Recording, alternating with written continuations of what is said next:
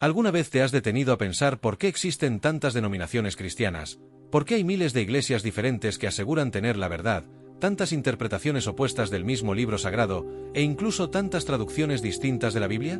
Es curioso cómo un libro que supuestamente debería unirnos en una sola fe ha servido para dividirnos en infinidad de doctrinas, reglas y dogmas que muchas veces se contradicen entre sí. Pero eso no es todo. Hay muchas cosas que jamás te enseñaron en la iglesia, pasajes que rara vez se leen desde el púlpito, versículos incómodos que no encajan con el discurso de quienes prefieren mantenerte en la ignorancia para que no cuestiones nada. Hoy vas a descubrir lo que no quieren que leas en la Biblia. Textos que hablan de manipulación, de líderes religiosos que buscaban su propio beneficio, de advertencias claras contra aquellos que comercian con la fe y explotan a los fieles. Pasajes que te invitan a pensar por ti mismo, a examinarlo todo y a retener solo lo bueno. Te darás cuenta de cuántas ideas preconcebidas tienes que no provienen de ese libro, sino de tradiciones humanas repetidas durante siglos. Una vez que abras los ojos, vas a empezar a cuestionarte muchas cosas. ¿Realmente estoy siguiendo a Dios o solo sigo a hombres con intereses propios? ¿Por qué me ocultaron ciertas verdades? ¿Qué más hay en ese libro que nadie se atrevió a explicarme? Prepárate, porque lo que estás a punto de conocer podría sacudir los cimientos de todo lo que creías. Y aunque al principio puede dar miedo, la verdad siempre libera. Hoy, vas a empezar un viaje que pocos se atreven a emprender, el de pensar, investigar y decidir por ti mismo. Los libros que quedaron fuera. La Biblia que tienes hoy en tus manos, esa que quizás guardas en tu mesa de noche o que has escuchado leer cada domingo en la iglesia, no siempre fue así. Lo que muchos no saben es que, a lo largo de la historia, este libro sagrado ha sido objeto de selección, edición y exclusión de textos por parte de hombres con poder e intereses propios. ¿Sabías, por ejemplo, que existen decenas de escritos antiguos, evangelios y libros que alguna vez fueron leídos y venerados por comunidades enteras, pero que finalmente quedaron fuera del canon oficial? El Evangelio de Tomás, el libro de Enoc, el pastor de Hermas, el Evangelio de Felipe, son solo algunos ejemplos de textos que circulaban ampliamente entre los primeros cristianos y que, por distintas razones, fueron descartados. ¿Quién tomó esas decisiones? ¿Y por qué? Muchos piensan que la Biblia cayó del cielo tal como la tenemos hoy, perfecta y completa, pero la realidad es mucho más compleja. Durante los primeros siglos del cristianismo, existieron múltiples comunidades con diferentes escritos y doctrinas. Algunos creían que Jesús era solo un hombre extraordinario, otros que era puramente divino y no tenía carne, otros que era ambas cosas. Había interpretaciones místicas, simbólicas, literales, esotéricas. Fue recién en el siglo IV, cuando el emperador Constantino adoptó el cristianismo como religión del imperio, que surgió la urgencia de unificar el mensaje. Los concilios, como el de Nicea en el 325 después de Cristo o el de Cartago en el 397 después de Cristo, fueron espacios donde obispos y líderes religiosos debatieron, votaron y definieron qué libros eran inspirados por Dios y cuáles no. Y así, muchos textos quedaron fuera, considerados apócrifos o heréticos, mientras otros fueron elevados a la categoría de sagrados. El problema es que, al excluir estos libros, también se perdió parte del mosaico original del pensamiento cristiano. El Evangelio de Tomás, por ejemplo, contiene dichos atribuidos a Jesús que invitan a buscar el reino dentro de uno mismo, a encontrar la luz interior, un mensaje profundamente introspectivo que difiere de las estructuras eclesiásticas rígidas que se consolidaron después. El libro de Enoc habla de ángeles caídos y visiones del cielo que ampliaban la imaginación espiritual de aquellos primeros creyentes. ¿Por qué se suprimieron? ¿Acaso porque su contenido no se alineaba con los intereses de quienes querían unificar y controlar la fe bajo una sola interpretación oficial? También hay que considerar el factor político. La religión, desde siempre, ha sido una herramienta de poder. Un imperio que buscaba estabilidad necesitaba una doctrina única, clara, fácil de imponer, que evitara disidencias. Así, textos que invitaban a la reflexión personal, a cuestionar las jerarquías o a explorar misterios más allá de lo permitido fueron vistos como peligrosos. En ese contexto, la formación del canon bíblico no fue un proceso puramente espiritual, sino también profundamente humano y político. Por eso, cuando abres tu Biblia hoy, estás leyendo un compendio de libros que pasaron por filtros muy específicos. No es que esos otros escritos fueran falsos o menos antiguos. En muchos casos, son contemporáneos o incluso anteriores a algunos libros que hoy llamas canónicos. Simplemente no fueron elegidos. Esto debería llevarnos a una reflexión profunda. ¿Cuánto de lo que creemos depende de decisiones tomadas hace 1600 años por hombres con agendas propias? ¿Cuánto se perdió en el camino? ¿Qué verdades, qué preguntas, ¿Qué visiones del mensaje de Jesús quedaron relegadas al olvido? Cuestionar esto no significa perder la fe, sino más bien purificarla, hacerla propia, genuina, consciente. Tal vez sea hora de que, en lugar de temer a esos textos prohibidos, los exploremos con mente abierta. Tal vez allí encontremos piezas que faltan en nuestro rompecabezas espiritual. Y quién sabe, quizá comprendamos que el verdadero mensaje siempre estuvo destinado a ser buscado con valentía, más allá de lo que nos han permitido leer. El verdadero mensaje sobre el dinero. Muchos predican, con aire de santidad y convicción absoluta, que el dinero es la raíz de todo mal. Te lo dicen desde púlpitos adornados, con voces solemnes, haciendo que cargues con una culpa que tal vez ni te corresponde. Pero, ¿alguna vez te has detenido a verificar qué dice realmente el texto original? Porque si vas a la fuente, a la primera carta a Timoteo 6 y 10, leerás algo muy diferente: el amor al dinero es la raíz de todos los males. ¿Te das cuenta de la diferencia?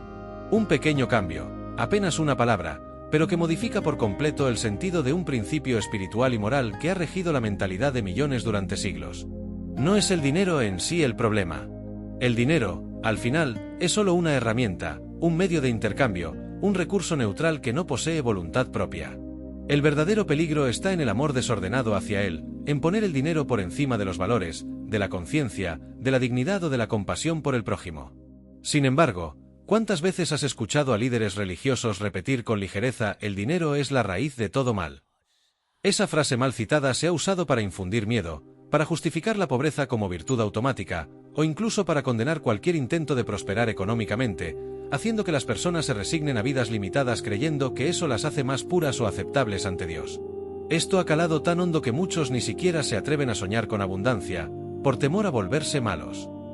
Han creado una dicotomía falsa entre espiritualidad y prosperidad, como si estuvieran peleadas por naturaleza, cuando en realidad no es así. El problema no es poseer dinero, es cuando el dinero te posee a ti. Imagina la enorme diferencia que puede haber en una vida entera cuando alguien crece escuchando: el dinero es la raíz de todo mal versus el amor al dinero es la raíz de todo mal. En el primer caso, la persona puede rechazar inconscientemente las oportunidades, sabotearse, sentirse culpable si le va bien, o pensar que tener recursos es señal de orgullo y corrupción.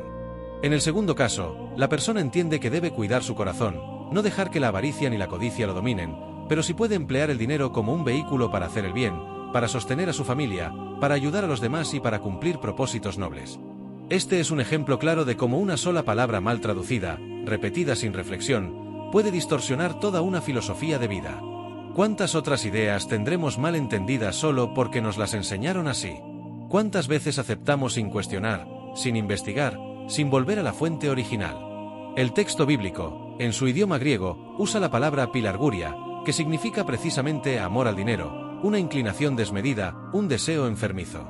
Eso es lo que el apóstol Pablo advertía a Timoteo, que esa pasión descontrolada por el dinero termina llevando a muchos a toda clase de males, a la corrupción, al engaño, a traicionar principios y personas. Por eso, hoy más que nunca, es vital que aprendamos a distinguir. Que el dinero no se convierta en nuestro Dios ni nuestra obsesión, pero tampoco en un tabú o en un mal necesario que toleramos con resentimiento. Que podamos prosperar con propósito, sabiendo que el dinero multiplica lo que ya somos.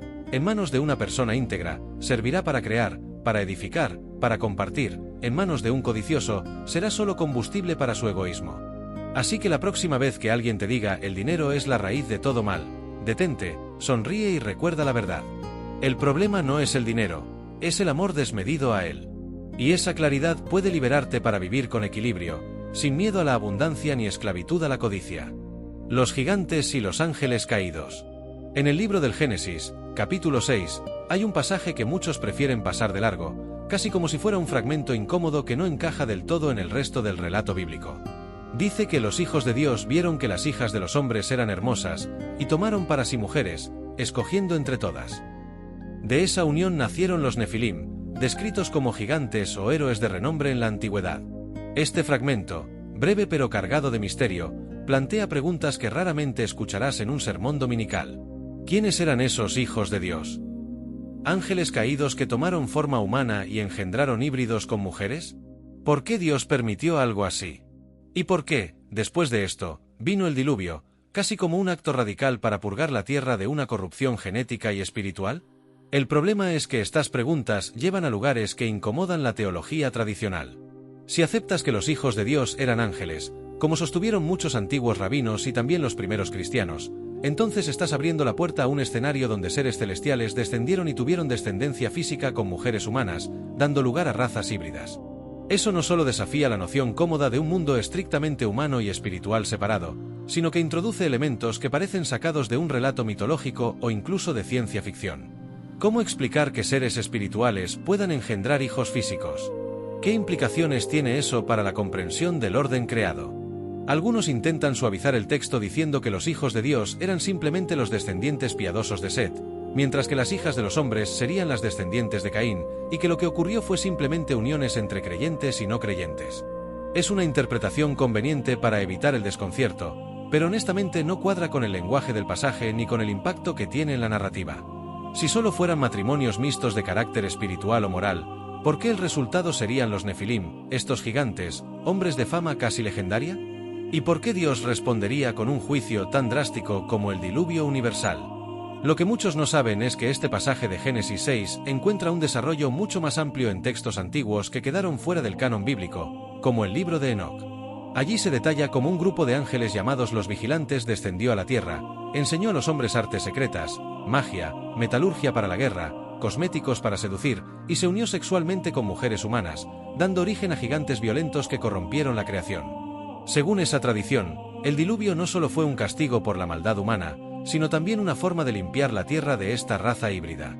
Curiosamente, aunque el libro de Enoc no está en la Biblia, fue muy respetado entre los judíos del Segundo Templo y citado por Judas en el Nuevo Testamento. Entonces surge la pregunta, ¿por qué la mayoría de las iglesias no tocan este tema? Tal vez porque abre demasiados interrogantes para los que no hay respuestas fáciles. Hablar de Nefilim y de ángeles que rompen su estado original para corromper la humanidad no encaja con la imagen de un mundo ordenado y predecible que a veces se predica desde los púlpitos. Además, confronta a los creyentes con un reino espiritual mucho más activo y perturbador de lo que se suele enseñar. Es más sencillo reducir todo a metáforas morales y seguir adelante. Pero si realmente queremos conocer la Biblia en su totalidad, con sus luces y sus sombras, con lo que nos conforta y también con lo que nos desafía, necesitamos atrevernos a leer y meditar en estos pasajes con honestidad.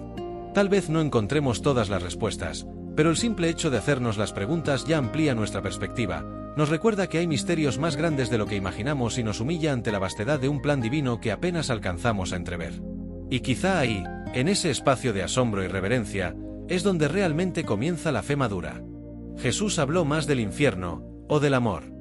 Contrario a lo que predican algunos que solo usan el miedo, la figura de Jesús que vemos en los evangelios es radicalmente distinta, un maestro que centró su mensaje mucho más en el reino de Dios, la fe, la esperanza y el amor, que en el infierno o en el castigo eterno. Sí, Jesús mencionó el infierno en algunas ocasiones, advirtió sobre el juicio y las consecuencias del pecado, pero basta hacer un repaso honesto de sus enseñanzas para ver cuál fue realmente el gran tema que dominó sus palabras. Jesús habló repetidamente del reino de Dios. Lo comparó con una semilla que crece silenciosa, con una red que recoge peces, con un tesoro escondido, con un padre que corre a abrazar al hijo pródigo que regresa. Cada parábola, cada gesto suyo, apuntaba a revelar un reino presente y vivo, una realidad espiritual que empieza aquí y ahora, no solo tras la muerte. Jesús también insistió en la fe, en confiar, en no temer. No temas, cree solamente, le dijo a Jairo cuando su hija había muerto. Si tuvieras fe como un grano de mostaza, les dijo a sus discípulos, podrías decirle a este monte, muévete de aquí allá, y se movería. Habló de la fe que sana, que salva, que abre puertas. A lo largo de su ministerio, se maravilló más de la fe de las personas que de cualquier otra cosa. Aplaudió la fe del centurión romano, la fe de la mujer sirofenicia, la fe de aquellos que bajaron a su amigo paralítico por el techo. Fue la fe el punto de encuentro con su poder transformador, más que cualquier temor al castigo. ¿Y qué decir del amor? Jesús no solo enseñó a amar a Dios con todo el corazón, sino que fue más allá de lo que cualquier maestro judío de su tiempo había dicho. Amen a sus enemigos, hagan bien a los que los odian, oren por los que los persiguen. Cuando un experto en la ley le preguntó cuál era el mandamiento más importante, Jesús resumió toda la ley y los profetas en dos principios: amar a Dios y amar al prójimo como a uno mismo. El amor fue el eje, el filtro, la clave hermenéutica de todo su mensaje. Por eso también enseñó que en el juicio final la pregunta clave no será si memorizaste doctrinas correctas, sino si diste de comer al hambriento, visitaste al enfermo, vestiste al desnudo. Amar al prójimo era, para Jesús, la prueba tangible de amar verdaderamente a Dios. Es cierto que habló del infierno, de la gehenna, de las tinieblas exteriores, del crujir de dientes, pero incluso en esos pasajes, el propósito era despertar la conciencia, no esclavizar con el miedo. Sus advertencias iban dirigidas sobre todo a los hipócritas religiosos, a los que oprimían al pueblo con cargas pesadas y se creían justos por su apariencia externa. Nunca usó el infierno como un látigo para doblegar a las multitudes, sino como un llamado serio a vivir con integridad. De hecho, el tono dominante en su predicación fue siempre el de la invitación a entrar en una vida nueva, no el de amenazas vacías. Entonces, ¿por qué hoy tantos predicadores prefieren el discurso del miedo? Tal vez porque el miedo manipula más rápido. Porque cuando infundes temor, obtienes obediencia inmediata, aunque superficial. El problema es que eso produce seguidores inseguros, que sirven más por pavor al castigo que por amor genuino. Jesús, en cambio, buscaba hijos, no esclavos, relaciones basadas en amor y confianza, no en terror. Por eso dijo que la verdad nos haría libres, no más temerosos. Así que si quieres entender el corazón del mensaje de Jesús, no te quedes atrapado en la visión reducida que algunos púlpitos ofrecen, concentrado solo en amenazas de fuego eterno. Abre los evangelios y déjate sorprender por un maestro que hablaba del reino como una fiesta a la que todos están invitados, que sanaba sin exigir nada a cambio, que perdonaba incluso antes de que le pidieran perdón. Un maestro que apostó por la fe, la esperanza y, sobre todo, el amor. Ese fue, desde el principio, su verdadero énfasis. Y quizás ahí está la clave de por qué su mensaje sigue transformando corazones más de 2000 años después. Si hasta aquí ya te ha explotado la cabeza, imagina lo que sigue. Este es solo el inicio. Así que suscríbete ahora mismo y activa la campanita para que sigamos desenredando estos misterios juntos. ¿Listo? Vamos al siguiente punto. El verdadero significado del Apocalipsis. Muchos piensan que el libro de Apocalipsis es solo destrucción, castigo, bestias monstruosas y plagas terroríficas. Lo ven como una especie de guión sombrío de una película apocalíptica que muestra el fin del mundo de forma brutal y despiadada. Sin embargo, pocos se detienen a reflexionar en el verdadero significado de su nombre. Apocalipsis viene del griego apocalipsis, que literalmente significa revelación, descorrer el velo, mostrar lo que estaba oculto. Es un libro que no pretende infundir miedo por el simple hecho de asustar, sino revelar verdades profundas, consolar a los fieles en medio de la persecución y darles la certeza de que, al final, la victoria pertenece a Dios y a aquellos que perseveran en la fe. Sí, Apocalipsis está lleno de símbolos extraños, dragones, bestias con múltiples cabezas, ángeles que derraman copas de ira, langostas con forma de caballos listos para la guerra. Pero todos estos símbolos son imágenes cargadas de sentido espiritual, diseñadas para que trasciendan el tiempo y hablen a cualquier generación que necesite esperanza en medio del caos. El libro fue escrito en un contexto de dura opresión. Los cristianos del primer siglo vivían bajo el Imperio Romano, que los perseguía, torturaba y ejecutaba por negarse a adorar al César. En ese escenario, Juan escribió Apocalipsis para animar a los creyentes. No importaba cuán oscuro se pusiera el mundo, ni cuán poderoso pareciera Roma, o cualquier imperio futuro, porque el Cordero vencedor, Jesucristo, tenía la última palabra. Por eso, aunque hay juicios y advertencias severas, el hilo conductor del libro no es el miedo, sino la certeza de que Dios tiene el control de la historia. Las visiones culminan en la caída definitiva del mal, la derrota de la bestia, del falso profeta y del dragón, que representan sistemas corruptos, religiones engañosas y el mismo Satanás. Y después de toda la tensión, el clímax del relato no es un planeta arrasado, sino una nueva creación. Vi un cielo nuevo y una tierra nueva, y vi la ciudad santa, la nueva Jerusalén, descender del cielo, preparada como una novia ataviada para su esposo. Es la escena de un reencuentro glorioso, donde ya no hay llanto, ni muerte, ni dolor, porque Dios mismo enjuga cada lágrima. Curiosamente, el mensaje de Apocalipsis se ha distorsionado en muchos púlpitos y libros sensacionalistas que solo destacan los juicios y plagas, pintándolo como una amenaza para aterrorizar a las masas. Se habla de microchips, conspiraciones políticas y códigos ocultos para predecir fechas del fin del mundo, mientras se ignora el corazón pastoral del texto, un llamado a la fidelidad, a no rendirse, a mantenerse firmes aunque la presión del sistema quiera obligarte a renunciar a tus valores. Apocalipsis es, en esencia, un canto a la resistencia espiritual, una promesa de que vale la pena soportar pruebas porque la historia humana no es un ciclo sin sentido, sino una trama dirigida hacia un desenlace donde la justicia triunfa sobre toda injusticia. Cuando entiendes esto, lee sus páginas con otros ojos. Ya no temes a sus visiones, más bien, encuentras consuelo. Porque Apocalipsis revela que no importa cuán caótico parezca el mundo, ni cuánto avance la oscuridad, el final está escrito y es un final de victoria. La luz vence. El Cordero que fue inmolado reina por los siglos. Y tú, si perseveras, reinarás con él. Así que la próxima vez que escuches el término Apocalipsis, no lo asocies solo con destrucción y catástrofes. Recuerda que significa revelación, esperanza, justicia final, un amor tan poderoso que redime toda la historia. Es un libro que, lejos de hundirte en el miedo, debería llenarte de valentía y fe, recordándote que después de toda lucha, hay una gloria preparada para los que no se dejan vencer. Y ese, al fin y al cabo, es el verdadero mensaje que Dios quiso mostrar detrás de cada símbolo misterioso que Juan plasmó en ese maravilloso libro. Los errores de traducción. Miles de pasajes bíblicos que hoy leemos en español han pasado por un largo proceso de traducción desde lenguas tan distintas como el hebreo, el arameo, el griego koiné e incluso el latín. Y no siempre de manera completamente fiel o exacta. Cada idioma tiene sus propias estructuras, matices y palabras que no siempre tienen un equivalente directo en otro idioma. Esto hace que, muchas veces, un término pueda cambiar su carga de significado dependiendo de quién lo tradujo, en qué época y con qué intención. Un ejemplo particularmente revelador es el concepto del infierno, que en nuestras Biblias aparece muchas veces como una única palabra, pero que en los textos originales procede de al menos 3 términos distintos: Seol, Hades y Gehenna. Cada uno de estos términos tiene un matiz que se pierde cuando se traduce todo simplemente como infierno.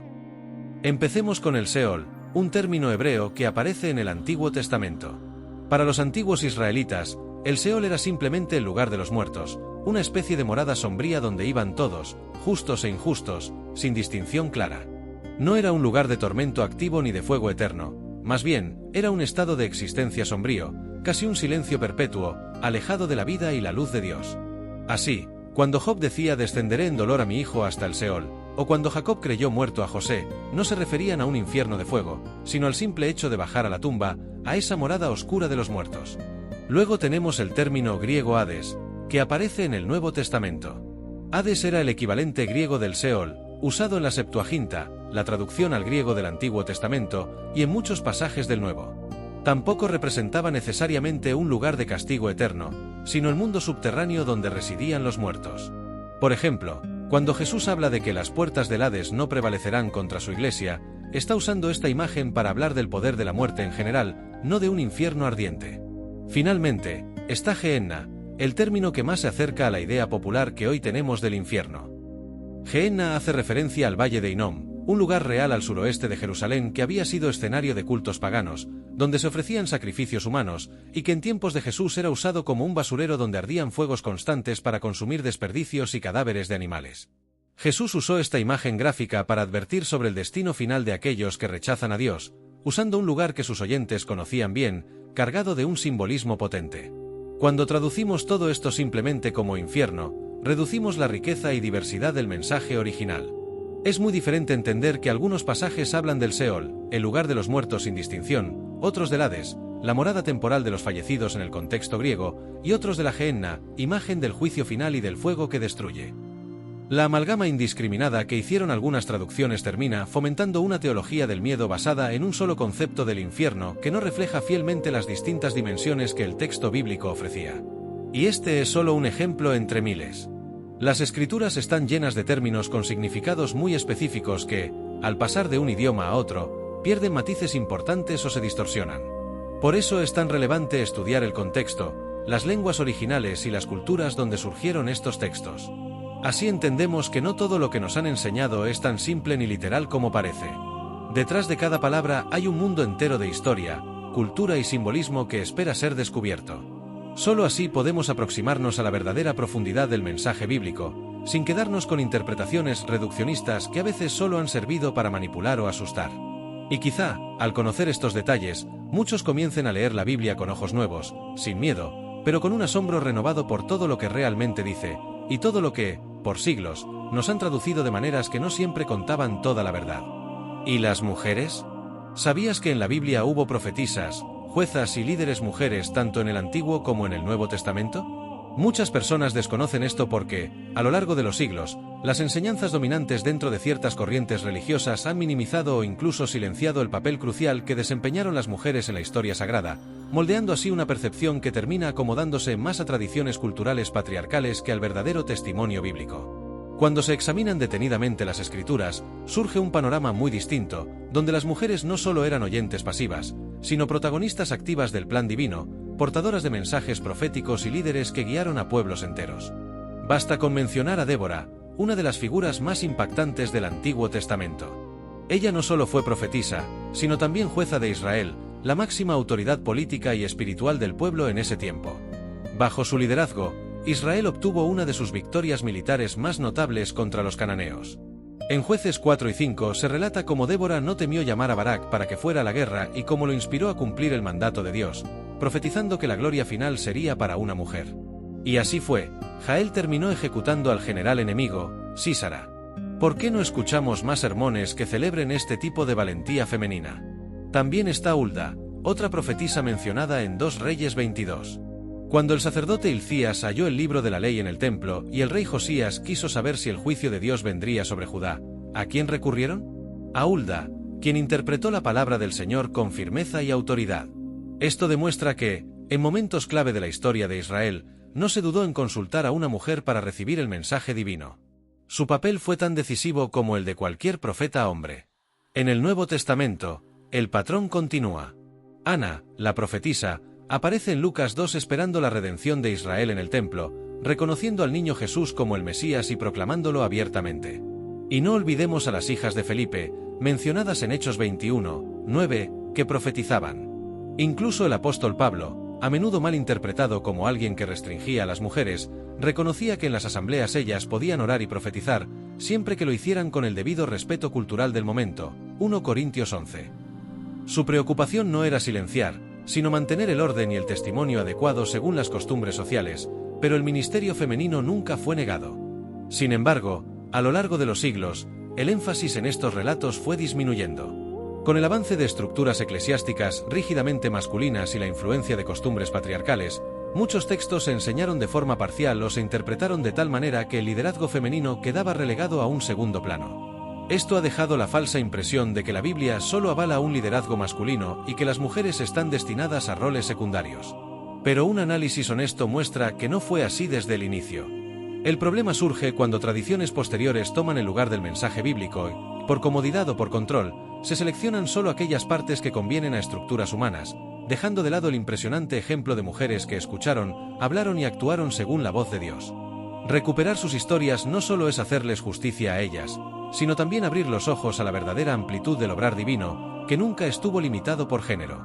Quizás si más personas exploraran estos pasajes sin filtros culturales añadidos, descubrirían que el plan de Dios siempre ha incluido mujeres en papeles protagónicos, desafiando cualquier tradición que pretenda encajonarlas. Y eso cambia por completo cómo entendemos la historia sagrada, y cómo vivimos nuestra fe hoy. El poder de las parábolas ocultas. Las parábolas que Jesús contó no son simples fábulas morales, como a veces se enseñan superficialmente. No son cuentos ingenuos para niños, ni relatos fáciles de digerir que todos entienden al primer oír. Son, en realidad, enigmas espirituales cargados de significado profundo, diseñados casi como un filtro para separar a los curiosos superficiales de aquellos que tienen un corazón genuinamente dispuesto a buscar la verdad. Cada parábola actúa como un espejo que obliga a mirar más allá de la superficie, a indagar, reflexionar y cuestionar el propio estado interior. Es impresionante notar que Jesús mismo dijo que hablaba en parábolas para que viendo, no vean, y oyendo, no entiendan, como se registra en Lucas 8 y 10. Esto suena casi chocante para muchos. ¿Por qué Jesús no habló de forma directa, clara y sin velos para que todo el mundo entendiera? Precisamente porque el reino de Dios no se revela a través de simple información intelectual, sino por una disposición del corazón. Es como si cada parábola lanzara una invitación a cavar más hondo, a buscar con anhelo sincero, a dejarse interpelar. Cuando escuchas la parábola del sembrador, por ejemplo, quizá pienses que se trata solo de un relato sobre campos y semillas. Pero es mucho más. Es una radiografía del corazón humano. Jesús habla de 4 tipos de terreno que representan distintas actitudes ante la palabra: el camino duro donde nada penetra, el pedregal superficial, los espinos que ahogan y finalmente la tierra fértil.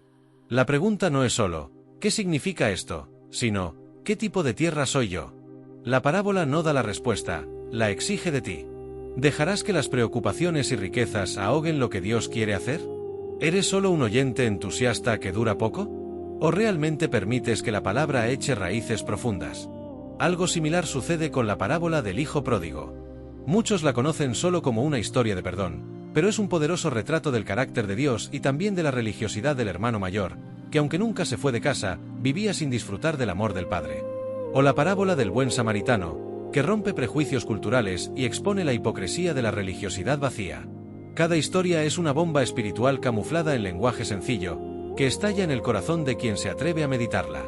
Por eso Jesús concluía tantas parábolas diciendo: el que tenga oídos para oír, que oiga. No se refería a oídos físicos, sino a esa capacidad interior de percibir lo que Dios está diciendo. Las parábolas, en lugar de ofrecer verdades listas para consumir, despiertan preguntas, incomodan y obligan a posicionarse. Son como llaves escondidas que solo funcionan en corazones humildes y dispuestos. Los fariseos las escuchaban y no entendían. Sus prejuicios, orgullo y dureza de corazón actuaban como un candado. En cambio, los sencillos, los hambrientos de justicia, encontraban tesoros escondidos en esas palabras. Es como si el reino de Dios estuviera velado tras un delicado telón, y solo quien verdaderamente desea conocerlo se anima a correrlo para ver qué hay detrás. Las parábolas son ese telón. Funcionan como un test espiritual silencioso, filtran a los oyentes superficiales que solo buscan entretenimiento religioso, y al mismo tiempo revelan secretos celestiales a quienes se acercan con reverencia y hambre genuina. Es un misterio profundo, una pedagogía divina que no se conforma con multitudes fascinadas por milagros, sino que busca corazones transformados.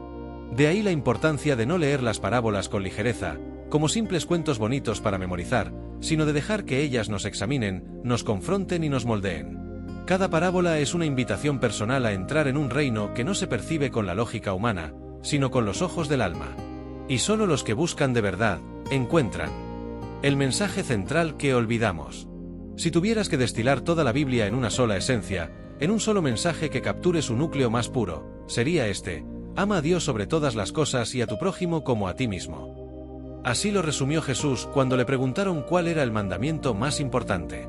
No dio una respuesta larga, técnica o llena de leyes ceremoniales, sino algo simple, profundo y devastadoramente claro: amarás al Señor tu Dios con todo tu corazón, con toda tu alma, con toda tu mente y con todas tus fuerzas, y amarás a tu prójimo como a ti mismo. De hecho, añadió algo todavía más contundente: de estos dos mandamientos depende toda la ley y los profetas. Es decir, todo lo que Dios había dicho antes, todo el Antiguo Testamento, toda la revelación a través de Moisés, los Salmos, los profetas, colgaba de esa simple pero inmensa declaración. Si lo entiendes bien, si realmente lo vives, has comprendido el corazón mismo de Dios.